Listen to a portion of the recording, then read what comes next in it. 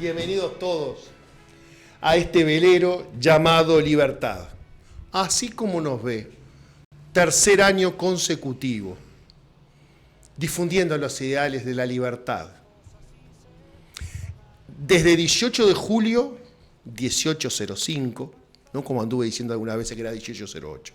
Desde el 18 de julio y Tristán Narvaja, en el corazón del centro de Montevideo. Desde las augustas paredes de radiarte.com, otro martes más le decimos muy buenas tardes. Este no es un programa de colección, esto es una colección aparte que iniciamos con este programa. Además de la madrina de nuestro programa, Elena Grauert, además de Santiago Torres, un constante animador de este velero llamado Libertad, se encuentra entre nosotros el precandidato del Partido Colorado, el ingeniero Gurméndez. Gabriel Gurméndez, muy buenas tardes. Para nosotros es una tarde encantadora con su presencia. Esperemos que para usted sea igual.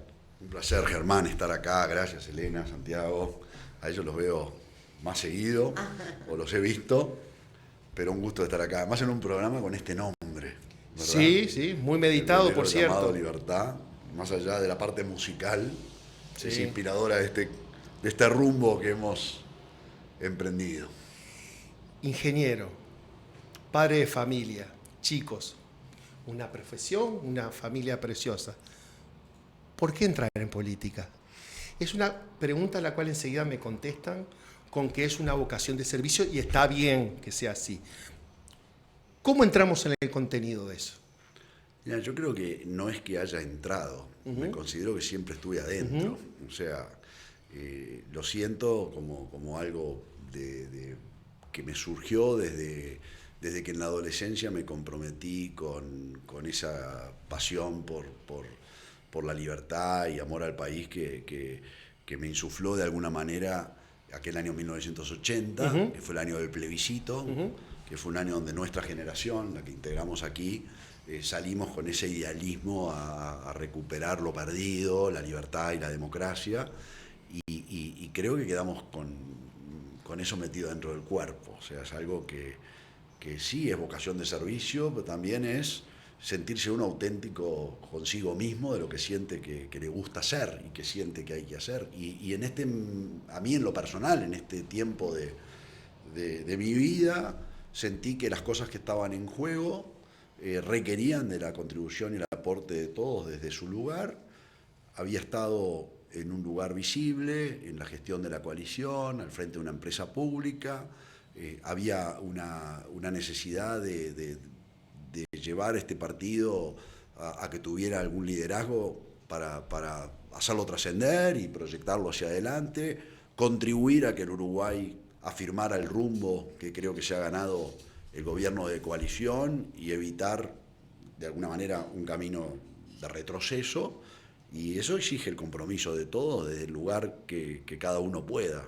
Entonces aspiro, francamente, a lograr defender estas ideas que compartimos con ustedes desde el primer lugar, a presentar los mejores representantes políticos, los mejores técnicos y ayudar a reconstruir este partido y a renovarlo y a dejarlo por mucho tiempo donde tiene que estar. Muy bien. ¿Podemos complementar esta pregunta de por qué en política? ¿Por qué en política? ¿Por qué en política él o por qué en política Todos en general. todo? ¿Por qué una persona sale de su zona de confort para entrar en política? Yo no sé si, primero que es una vocación.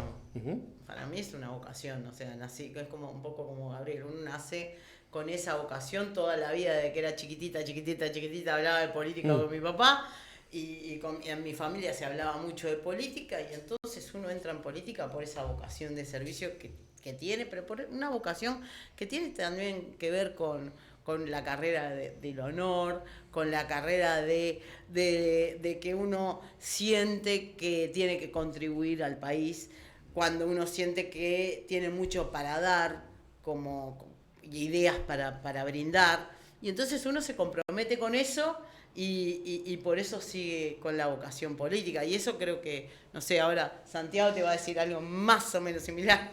Sí, yo vengo de una familia política, muy política. desde mis abuelos paternos, que eran militantes riveristas.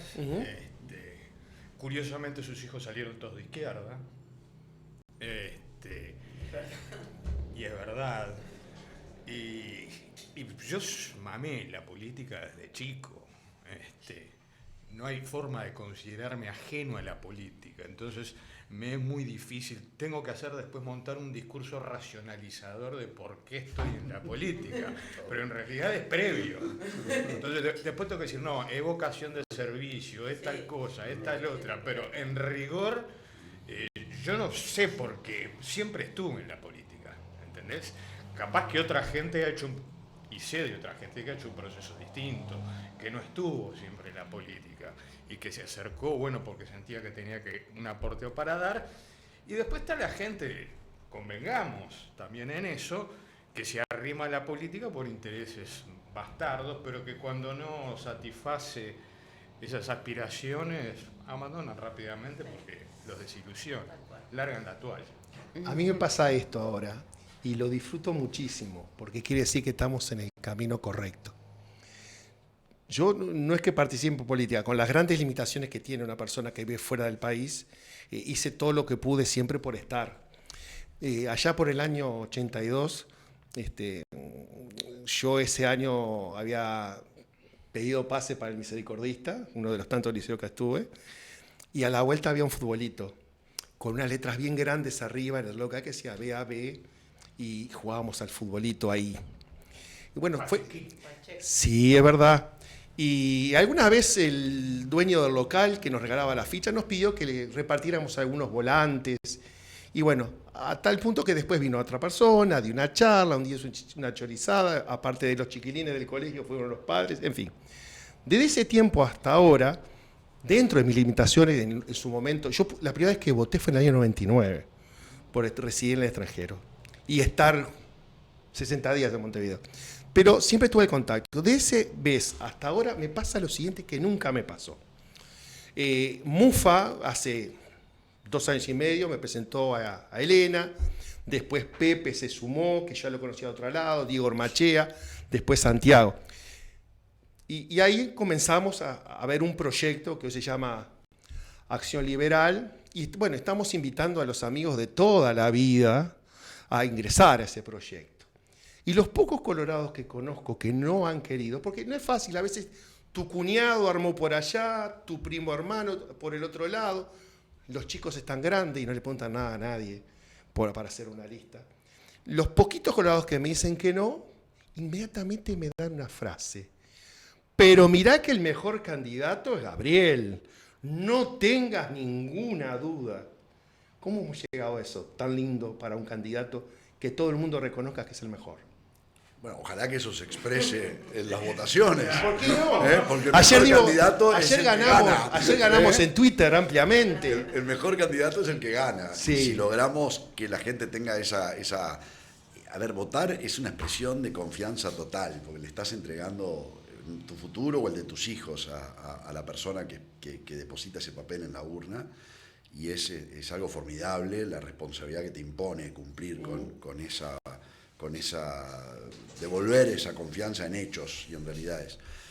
Yo no sé, la verdad que creo que lo que importa aquí es si uno es el mejor para llevar adelante las cosas que hay que hacer para tener ese impacto en la vida, en la mejora de la vida de la gente, que es el propósito final que nos debería involucrar a todos en la política, ¿sí? Es decir, de qué manera logramos mejorarle las condiciones de vida a la gente, a nuestros hijos, y en la acción de gobierno llevar a realidad estos sueños y las propuestas que al final encarnamos.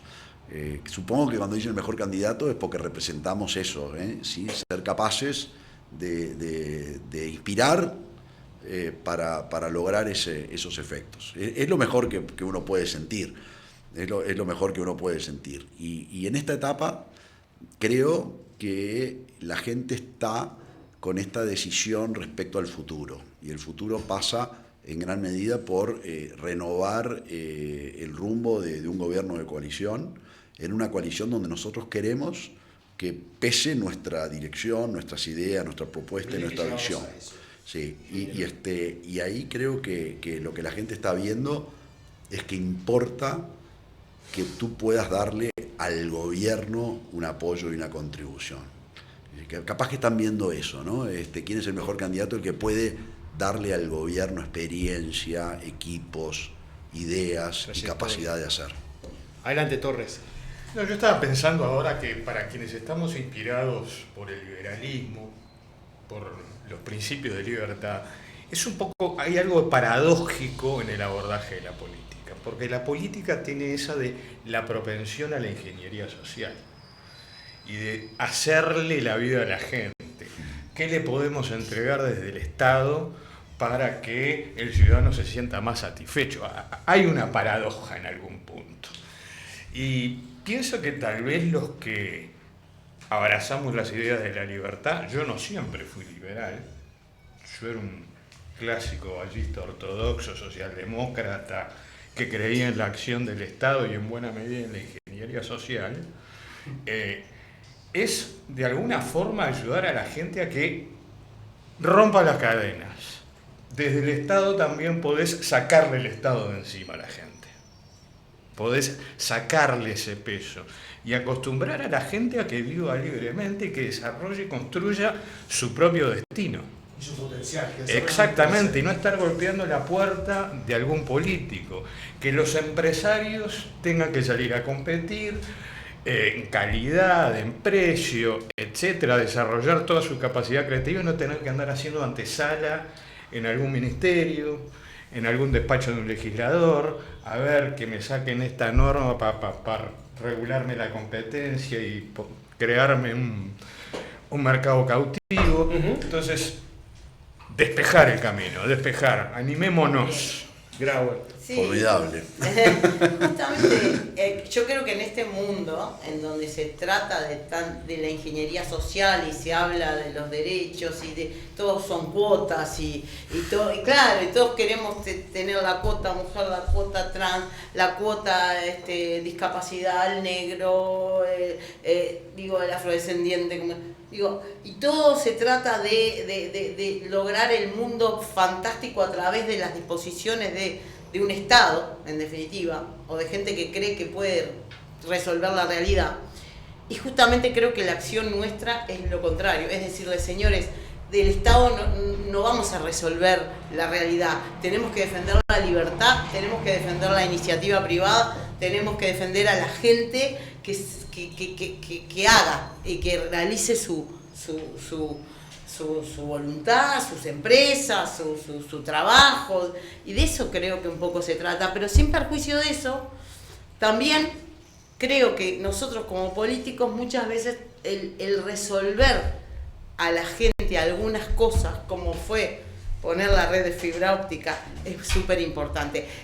Muchas veces el Estado tiene que estar para darle la base, el Estado tiene que estar para resolver las cuestiones de aquellos que son los más desprivilegiados muchas veces, porque yo en eso sigo creyendo. Yo creo que el tema de la pobreza infantil no se resuelve por magia del mercado. Hay algunos temas que sí son sumamente importantes, pero hay un montón de temas que justamente le tenemos que sacar el ancla al Estado para que arreen velas, digamos. Por eso a mí me parece, más allá que me pueda ser interesante, esa suerte de índice de productividad legislativa que creó el semanario Búsqueda, que mide en función de cuántos proyectos de ley se estudiaron, se aprobaron. Sí, el plan quinquenal. ¿Y quién dijo que eso es bueno?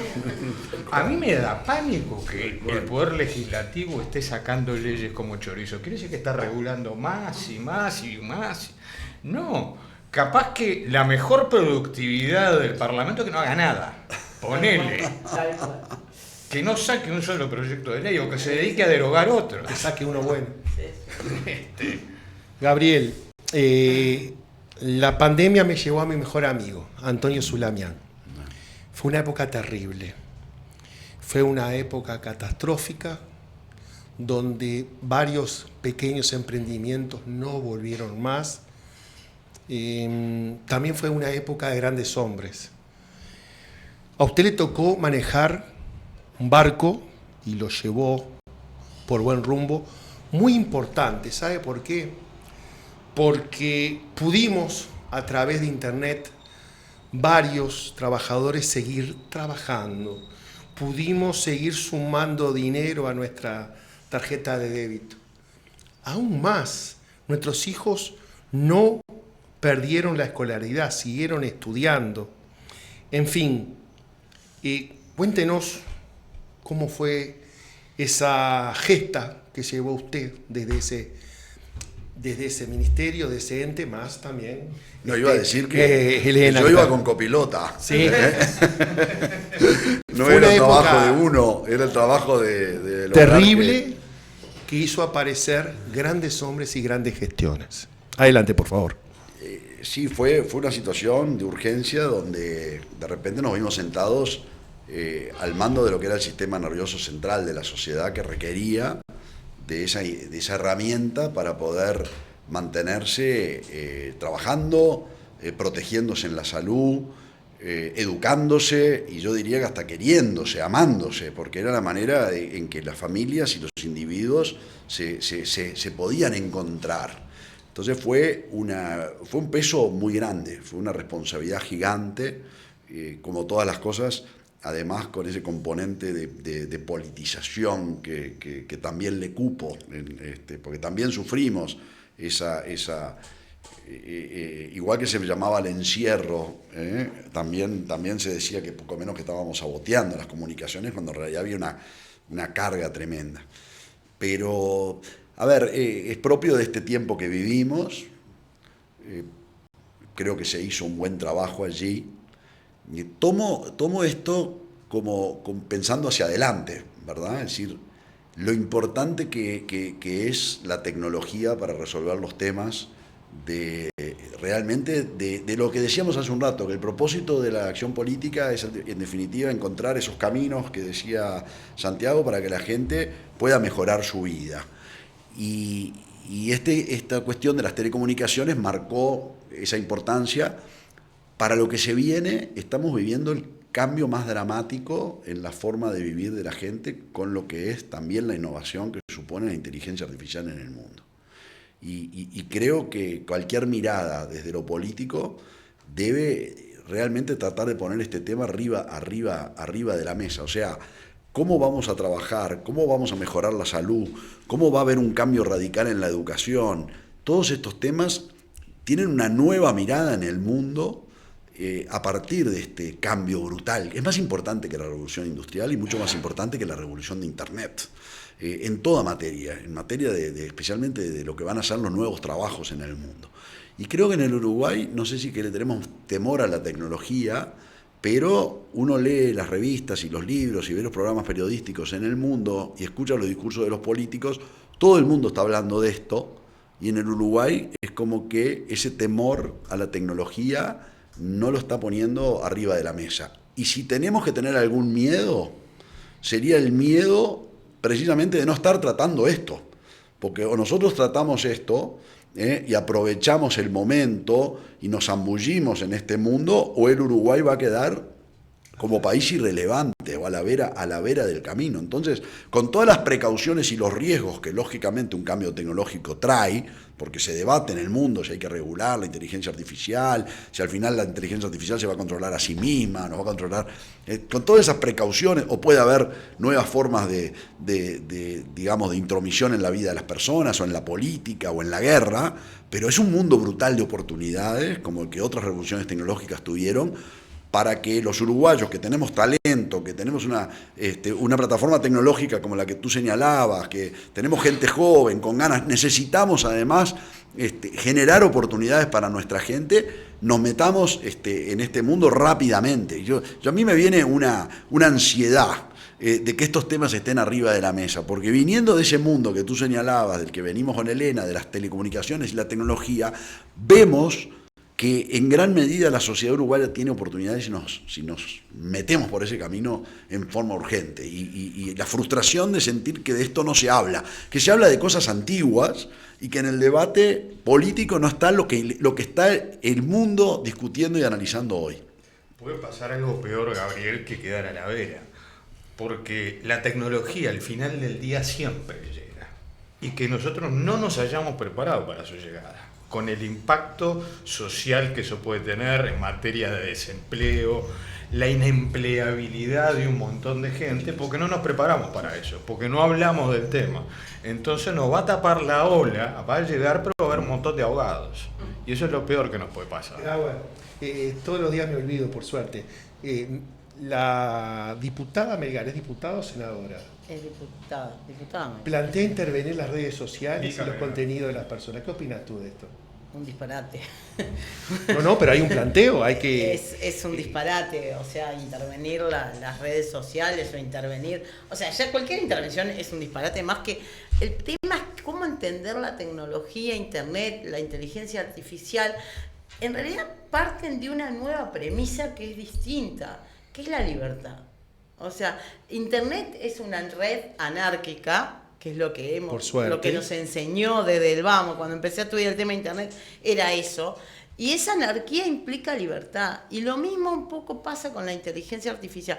Creo que ahora la Unión Europea empezó a sacar algunas regulaciones sobre el tema de la administración de la inteligencia artificial, que hay que estudiarla, que hay que ver, pero en definitiva, ¿cómo se interviene? No se puede ir contra el progreso, es tapar el sol con el dedo. Es una mentira, o sea, viene de una persona que en realidad cree en el intervencionismo, cree en el Estado, cree en un Estado autoritario, y solamente alguien que cree en eso puede decir... Elena, ¿te imaginas a Stalin con estos elementos? Viviría 500 años. Terrible. Bueno, es el enfrentamiento que hay entre Elon Musk y el juez brasileño Alexandre Moraes. Claro. Eso es que es un conflicto muy grande, porque de la justicia se pretende que la red X censure usuarios, cuentas, que no permita la difusión de ciertos contenidos, y lo cual mete un poco de miedo. Por suerte acá no llegamos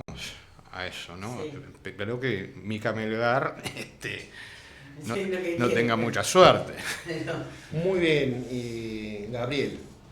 Hasta que un día decidiste ser candidato. ¿Cuál fue ese día o el primer día después de la decisión, el diagnóstico de nuestro país? ¿Cuál fue el diagnóstico que hiciste? Ya te pago la segunda pregunta, la misma.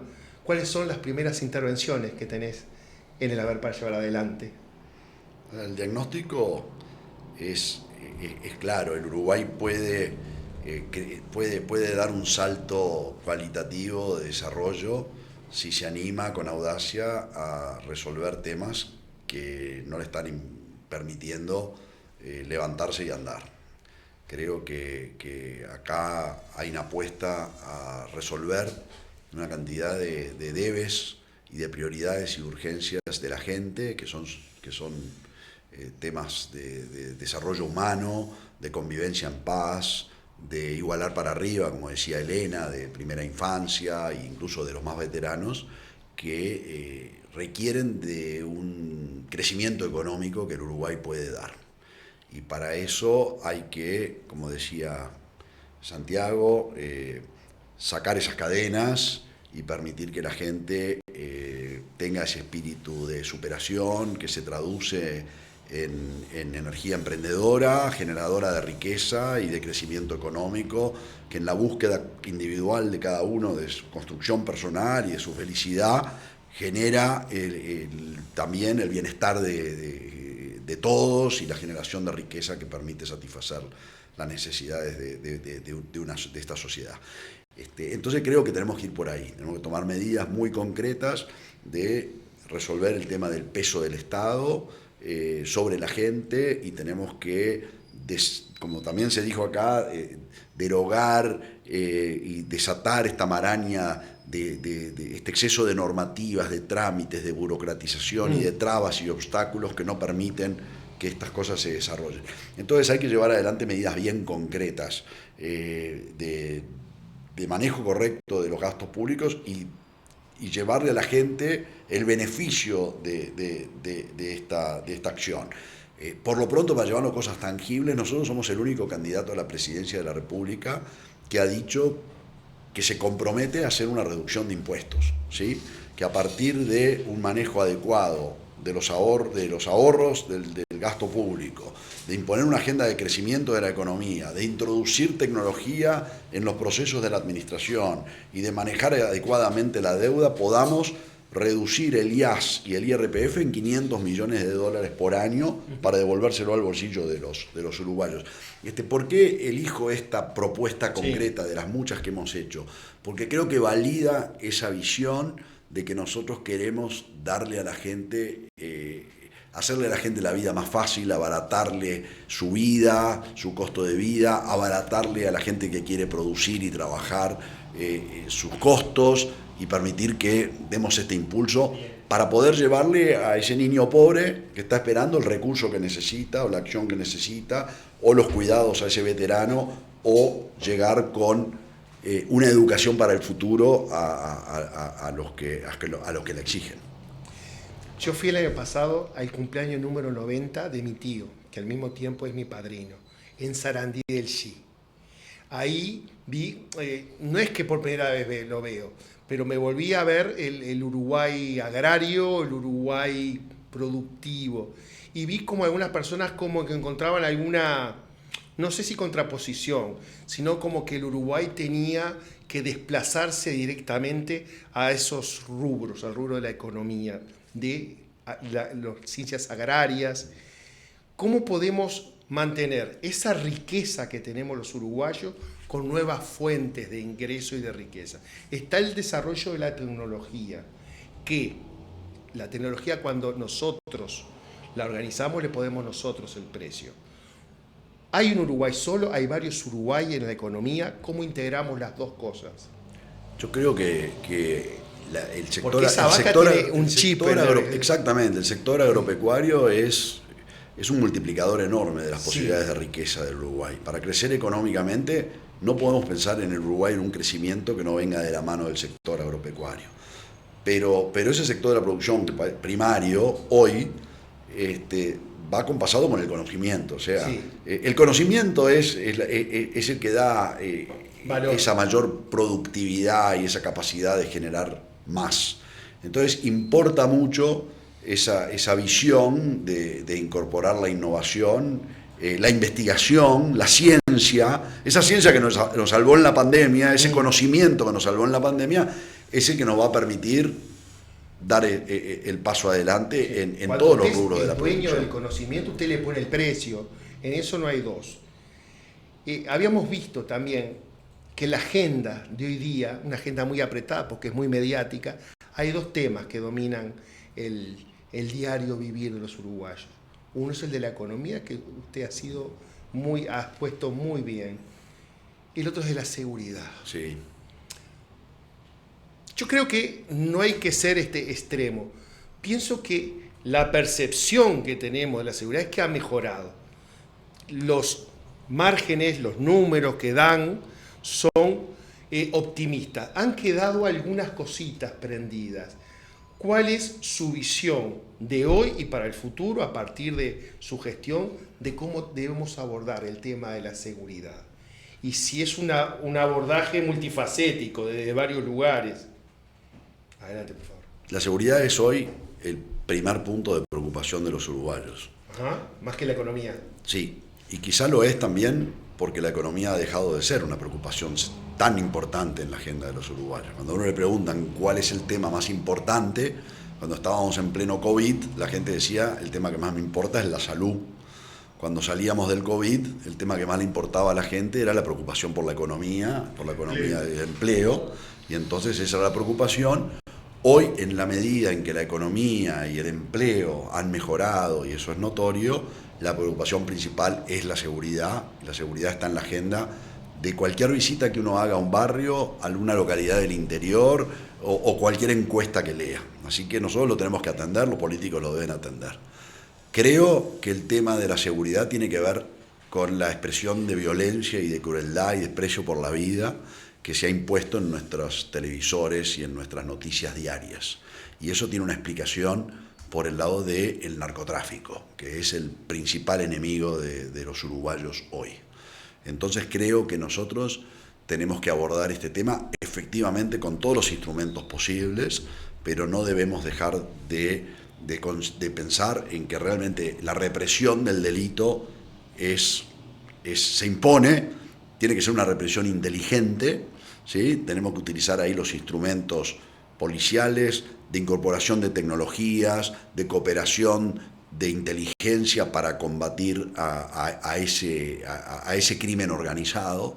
Tenemos que pegarle donde les duele a estos criminales. Esta gente va por las mansiones, va por la vida de lujo, va por los autos de alta gama, ¿sí? Envenenan a nuestros jóvenes y matan para hacerse de esas cosas. Les importa eso, les tenemos que pegar ahí donde más les duele, que es en el bolsillo. Entonces creo que los mecanismos de asfixiar la ruta del dinero hay que fortalecerlos, y tenemos propuestas concretas que vamos a hacer públicas ahora el próximo 17 de abril con nuestro equipo de seguridad. Y creo también que, por supuesto que hay que atacar los otros lados, si se quieren. Subía lo llama de dulzura, pero creo que también forman parte del menú. La rehabilitación de los presos es una medida de protección para la sociedad uruguaya. Si el 70% de los que salen de la cárcel vuelven a delinquir, vuelven a robar o vuelven a matar, entonces para proteger a la sociedad uruguaya y a las familias tenemos que lograr que esos presos, por el bien de todos, por el bien de ellos, no vuelvan a reencauzarse. Entonces ahí hay medidas que hacer realmente que tienen que ver con la ubicación del Instituto Nacional de Rehabilitación en otro lugar, que tenga la vocación de rehabilitarlos. Tenemos que mejorar unas condiciones sociales que tienen que ver con la vivienda, tenemos que mejorar aspectos del Código Penal. Creo que el abordaje sí es multifacético. Sí, Gabriel, la gente se enoja cuando se pide recursos para los presos. ¿Cómo le hacemos entender a la gente que ahí hay un lugar muy importante donde trabajar para la seguridad? De que el preso no vuelva a delinquir y que no sea una universidad. Tenemos que demostrarles efectivamente que con esas medidas ellos están más seguros y las familias se sienten que pueden caminar en paz por cualquier barrio del Uruguay. Y creo que con los resultados es que se muestra. Ahora también digo que invertir en cárceles y en presos también impone buena gestión. Buena gestión. O sea, nosotros insistimos mucho en esto en las distintas áreas de la vida de la administración pública y de la acción del Estado. También en el manejo de los recursos que tiene que ver con las cárceles tenemos que tener una gestión efectiva y que se midan resultados en cuanto a qué se hace con el dinero. O sea, tiene que resultar, plata que pongamos ahí también tiene que tener resultados, y le tenemos que mostrar a la gente que efectivamente si estamos poniendo en las cárceles, estamos invirtiendo en las cárceles, estamos logrando resultados en seguridad. Jóvenes, vamos a darle un descanso a Gabriel.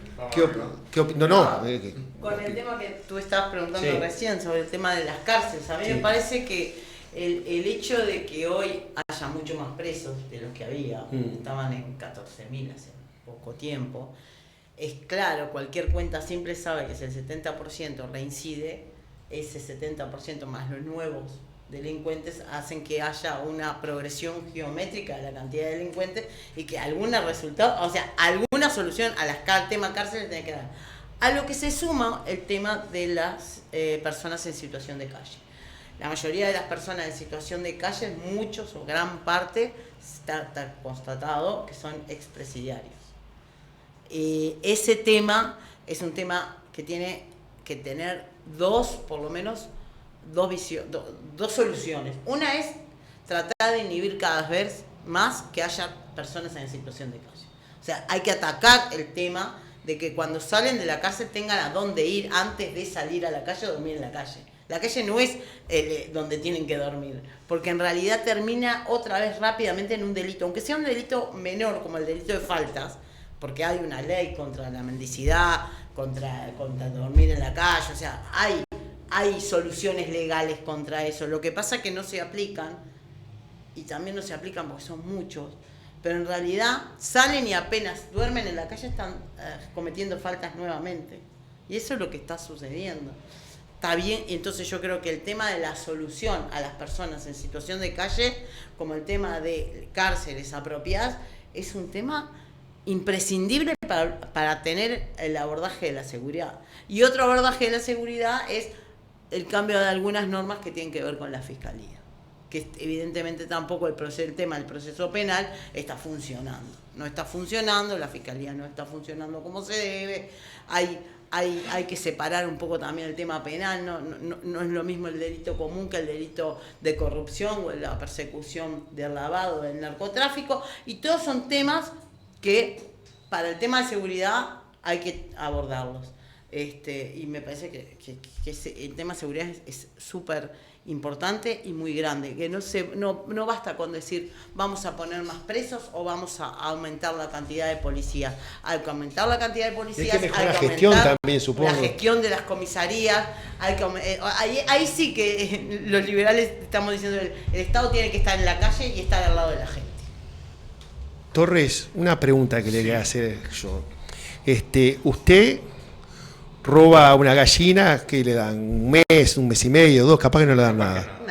Hay quienes dicen que hay que tratar de invertir las penas, en el sentido que la primera pena tiene que ser grave, para que usted no comience a hacer una carrera delictiva. Yo en teoría podría estar de acuerdo con Muy eso, bien. Germán. Desarrolle para su matiz, por favor. Para eso tendríamos que tener un sistema carcelario que efectivamente rehabilite y donde no se constituya en una universidad para que alguien que robó una gallina no esté con uno que mató a 20 personas. Salga después transformado en un narquito o en un asesino, en alguien que en el lapso que estuvo preso se llenó de odio, iba a decir una mala palabra. Sí.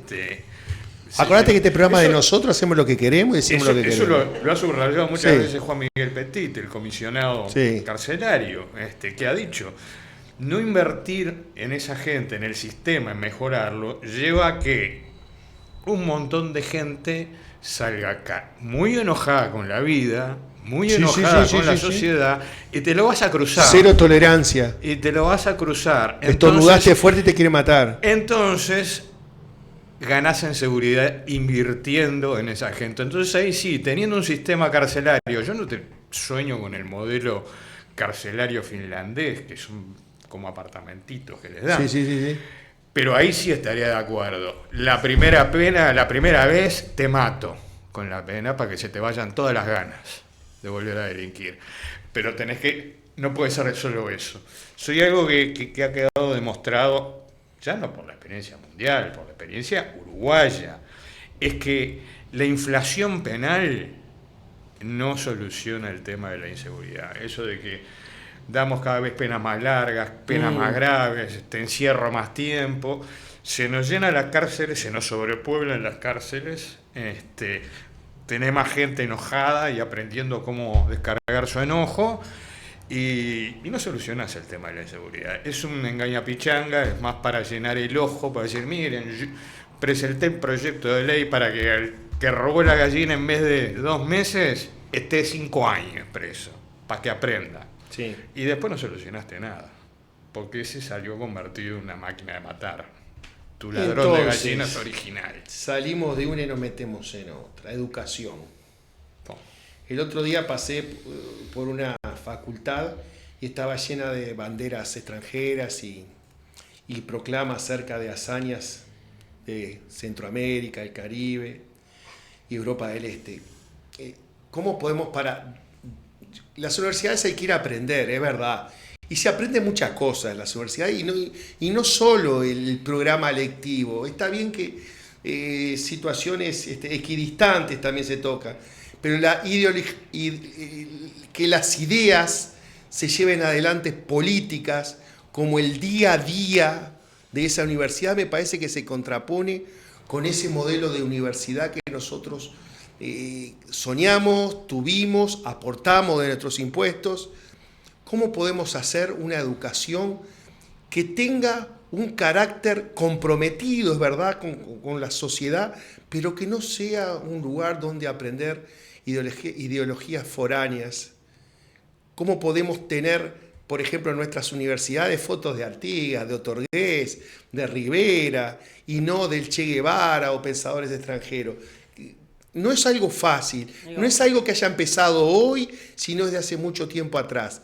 ¿Cómo podemos Es generar? universal, ¿no? Sí, es verdad, La academia Torres. en Occidente es en general progre, es en general de Sí. izquierda y muchas de ellas una base marxista. Ahora, a mí no me preocupa tanto la universidad, me preocupan mucho más los otros niveles, porque si vos empezás fallando desde educación primaria, yo me acuerdo que el que lo repetía mucho eso era Jorge Valle, que le decía, me preocupa la escuela. Bien. Porque si vos hoy estás sacando de la escuela chiquilines que a duras penas saben leer y escribir, no saben las tablas básicas, los profesores en secundaria tienen que convertirse en una especie de maestros de primaria para que todo el tiempo perdido en primaria, para que tengan la capacidad de aprovechar algo y ya llegan tarde. Por eso llegan a la universidad con problemas de comprensión lectora. A mí no me importa que se encuentren con militantes marxistas en la universidad si están preparados y tienen capacidad crítica. Ahora, si llegaron sin comprensión lectora y muy dispuestos... Ahí estamos y muy en un dispuestos. lío. Ahí estamos, por eso te digo que me preocupa primaria, que es la que te da las Mirá, bases. Es un abordamiento que nunca había escuchado. Es el Santiago. que te da las bases cuando vos sos chico, en los primeros años de primaria. La matemática y el idioma, la lengua, son las dos herramientas para la construcción del pensamiento lógico. Entonces, cuando vos construís sólidamente el pensamiento lógico, vas evolucionando positivamente. Y bueno, no importa, vos después elegirás lo que sos cuando estás en la universidad y te simpatizará más uno o el otro, pero tenés capacidad de conciencia crítica. Pero si vos no formaste el pensamiento lógico, después no sos ni siquiera empleable, porque lo que pasa hoy es que llegan a facultad y no entienden un texto. ¿Entendés que leen un texto y no lo comprenden cualquier cosa? Porque la comprensión lectora se sustenta en el pensamiento lógico. ¿Qué nos pasó, Gabriel?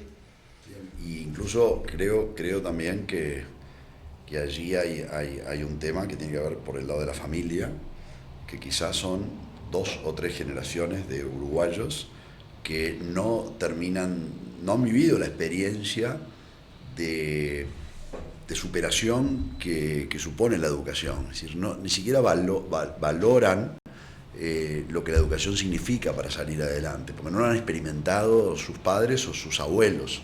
O sea, quizá Eso quieran es ir a un la escuela, comedor. claro, Eso quieren es un ir comedor. porque le van a pagar la asignación familiar o le van a sacar el beneficio. Es una cosa dramática de que tengamos ese nivel de marginación de algunos uruguayos y nos va a costar eso muchísimo. Y creo que es el gran desafío que tiene el Uruguay como sociedad, que vuelva a integrar a esos uruguayos, que comprendan que ese es el camino. ¿Tiene que entrar el Estado ahí en ese problema?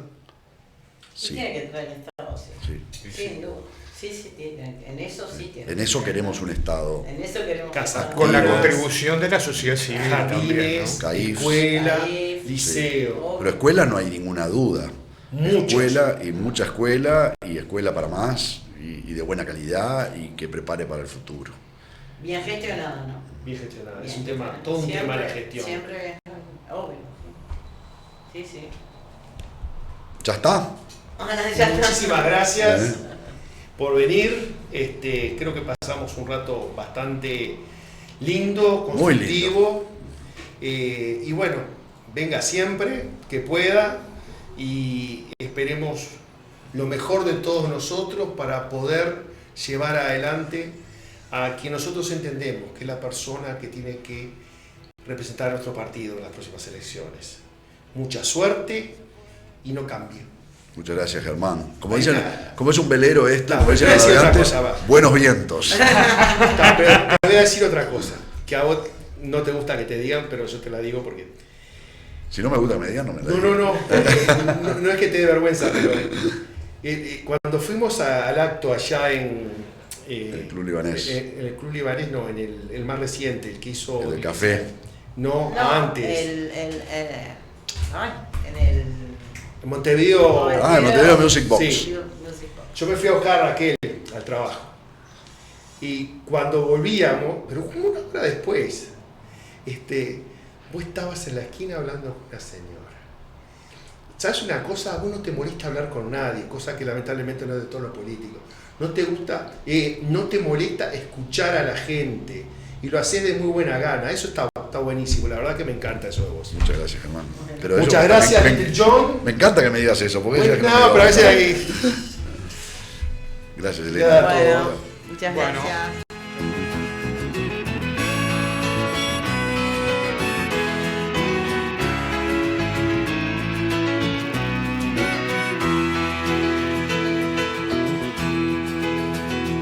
Ayer se fue, tomó sus